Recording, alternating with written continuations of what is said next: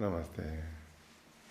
In the 5th chapter of the Bhagavad Gita, Krishna says, verse 17, their thoughts immersed in the One, their souls united with it, their entire devotion and allegiance absorbed in it, their being purged of the poison of delusion by the antidote of wisdom. Such liberated souls achieve the state of no return. The first thing is to keep your thoughts merged in God. Keep thinking about Him. That way your thoughts become gradually purified.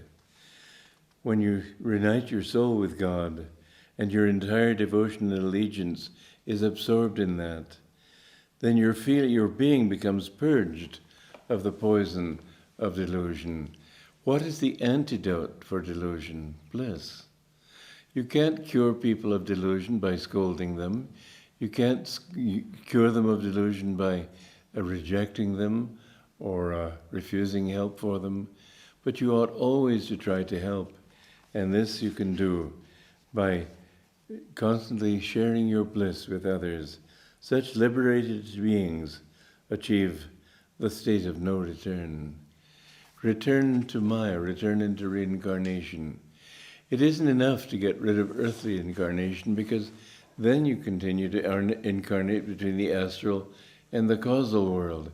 What you want to do, and the only religion that I know of that teaches this truth, is Hinduism. I don't mean, however, Hinduism of Lakshmi and Ganesha and Saraswati. I mean that Sanatana Dharma, which is the eternal religion of the universe. Everything came from God. Everything must go back to Him. And there cannot be another religion in the most distant galaxy of the universe. All religions teach this, and all religions therefore must, if they are true religions, and not all religions are true, but if they are true, they must hold moksha as their ideal. The sad thing is that most people take those teachings and bring them down to their own level of understanding. So when Jesus talked about union with God, they think of heaven.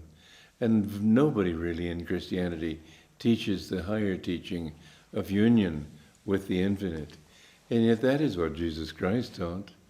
He said, I and my Father are one. And when the Pharisees scolded him and wanted to stone him because he had said that, they said he was blaspheming. He had a great sense of humor, but very few people read this as humor. He said, I've done a lot of good things for you. For which of these do you want to stone me? Well, there are only two attitudes that could make a person say something like that. One would be self-pity. I've done all these good things for you, and still you want to stone me? That's a ridiculous thought. If he was a Christ, he could not have said that. The other one is throwing it back in their faces. After all the good I'm doing, you still want to stone me? For what of these good things are you wanting to stone me? Well, of course, they had to answer that. But when they said that it's blasphemous, he said, don't your own scriptures tell you that you are gods? All of us are children of God. There's no greater person or lesser person. It's that these masters have achieved things that we must all achieve someday. The goal of moksha is the realization that we are that. Tat tamasi. You are that. And as you meditate deeply and get rid of this ego, you become God. But my Guru said you mustn't think that I am God, because that's the ego speaking. Therefore you must say He is God. Therefore it is good to worship God as apart from you in an I and thou relationship. Because if you say I, as long as you're centered in this ego, it's like that story of a man who was being bothered by a demon. And he had read in the scriptures that if you recite this mantra in some powder and throw the powder on the demon will disappear. So he did it, and he threw the powder on the demon, and the demon laughed at him. He said, before you could say your mantra into that powder, I myself got into the powder, so how could it affect me? And so when we try to get out of this ego by using the ego, how can we get out of it? The ego is already poisoned by the delusion that it is an ego. So this is why you need the help of a guru who can, through attunement with him, he has no ego, and by attunement you gradually find yourself weaned from your individual consciousness to understand that you and he are one. The purpose of the guru is not to enslave your consciousness. It's not to enslave your will. It's to give you the power yourself, as it says in the Bible, to all those who received him. To them gave he power to become the sons of God. By receiving him means to attune yourself to that infinite consciousness. And in that attunement, well, when I was studying singing, I was 18 years old, but I was a man and my teacher was an old woman of 75. When I learned to place my voice properly, when she had taught me to sing as she wanted me to do, I didn't develop a soprano voice. I developed my own voice. It became better placed. And so it is with the disciple. He doesn't become like the guru in an outward sense. What he does is develop his consciousness, or the power of it, the power which changes your own self and helps you to realize that you too are a child of God. So this is the reason for the need of a guru. And we must raise our consciousness in that attunement with him. But as long as there's that thought of ego, it's very difficult to overcome it. So when Jesus said, "Don't you know that you are God's?" we have to realize it. He himself had realized that state and could speak from that state. And the difference between him and the rest of us was that he knew what he was saying. We can only, through attunement with such a person as Christ, become that. Buddha was such an enlightened soul. And look what happened to Buddhism. In a very short time, Buddhists were starting to claim that there is no God. Well, that's not what Buddha was teaching. How could he find wisdom and not find something that everybody else teaches? If you read the lives of saints, you will find they never contradict each other. What they do is correct people's misunderstanding of the truth. That's different. But I remember this friend of mine went to a great saint in Italy called Padre Pio, and he made his confession with him because this was a saint, a priest, and he told him that he practiced Kriya Yoga, and Padre Pio said, "Oh, don't talk about these things, but you're doing the right thing." He knew that. When you don't find the Christian saints talking about reincarnation. But I asked one person recently, who was a disciple of somebody who seems to be a saint, does he believe in reincarnation? And this close follower of his said, "Of course he does." Well, of course you do. If the truth is the truth, it's the truth everywhere. It's not just the truth in Italy or India, not in America, for example. So we must understand that that truth that we are seeking and that God that we are seeking, these are things that have to come out. We have to realize them to be true. And until we do, we find ourselves caught in delusion. And that delusion makes us think that we are separate from him, separate from each other, that we are full of sins and full of mistakes and so on.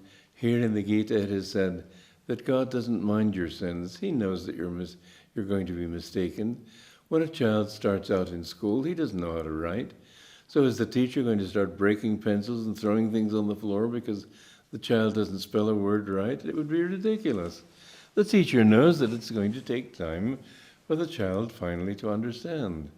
And God knows that it'll take us time to get rid of our delusions, and until we do, we will have to go through the suffering that will bring us to understand what the truth is. It's not that God wants us to suffer. It's not that God forces it on us. But if you have a stove that is hot, the law is such that the hot stove will burn your hand and destroy your hand. So God gives us pain. And if we touch that hot stove with a finger or hand, we pull it back and say, "Ouch." Well, that's not God being displeased with you. It's simply God showing through his law that this is not the way to go. And there are physical rules too. You can't say that I will eat nails because it's all in the mind. If you eat nails, you will die, because the body is not made to absorb nails. And so if you go against the law physically, eat wrong, for example, you have to pay for that. God didn't create that. He created the law. And the law was made for your own protection. The more you live according to what is good for you, the more you will find happiness. And so we see that all morality, all physical laws, everything, it's for your own good. But we have to go through this veil of tears, realizing that if we do the wrong thing, we will have to cry, we will have to suffer. And the more you can immunize yourself to it. For example, when I go to the dentist, I don't feel the pain there. It's not so much that I don't feel it, but I don't let it bother me. I just put my mind here, or I put my mind on maybe something I'm writing and trying to solve a problem in some paragraph or something, but I just don't think about it. So when you suffer in this world, don't get all excited about it. Don't, first of all, blame God. Secondly, why suffer? Everything is neutral, and it will seem good or bad according to the way you take it. If you can take hardship, pain, difficulty with an even mind, then you quickly come out of that karma. Don't keep saying, oh, my karma, my karma.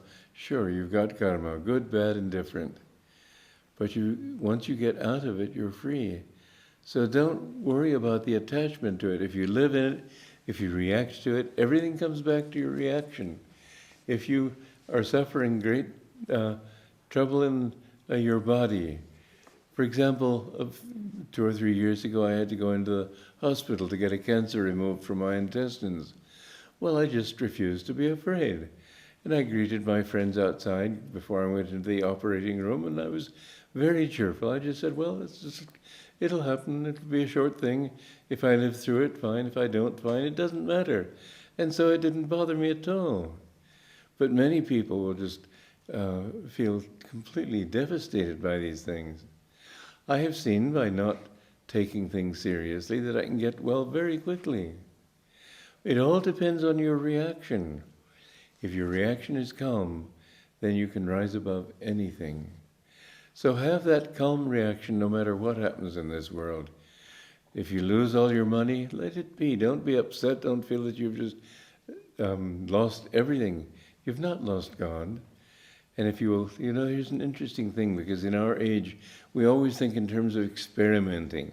Find out by experiment if this works or if that works. Why not experiment with this truth?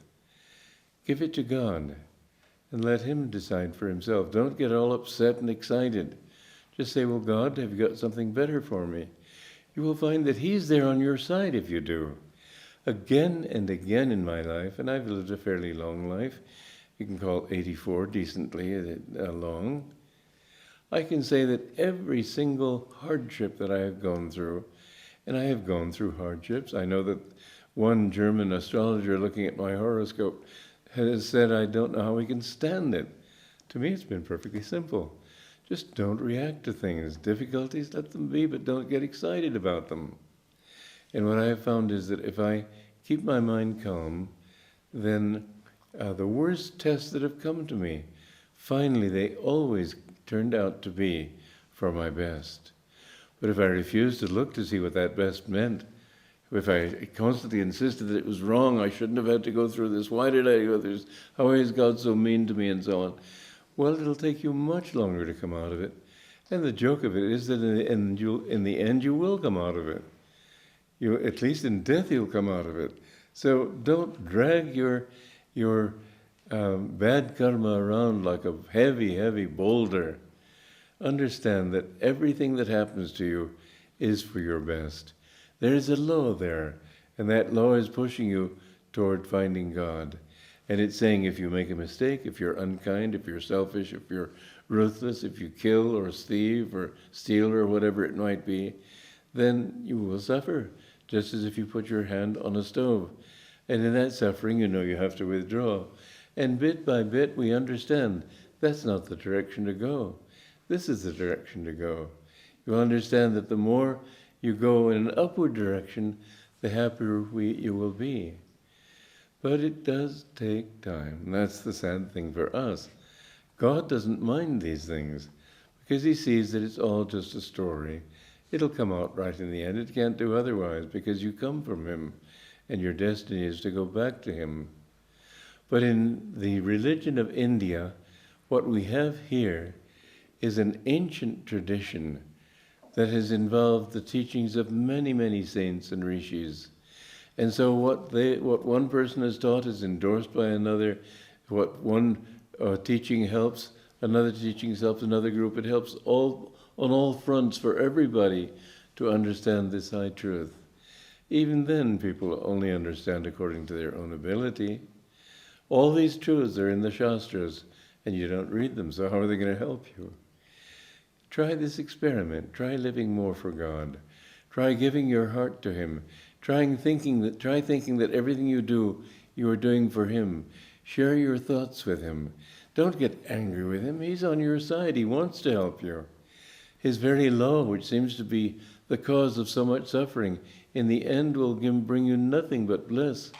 But all these things come to you if you accept them calmly, peacefully, understand that he is my source, not anything else.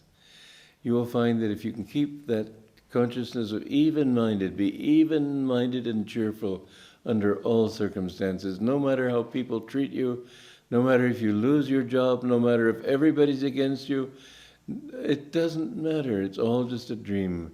If you keep yourself firmly centered here, you will find that gradually you become wise, and in that wisdom, nothing can touch you again. You are a child of God, and as such, you have your right to the abundance of the whole universe. He is on your side, as I've said repeatedly, and he will help you.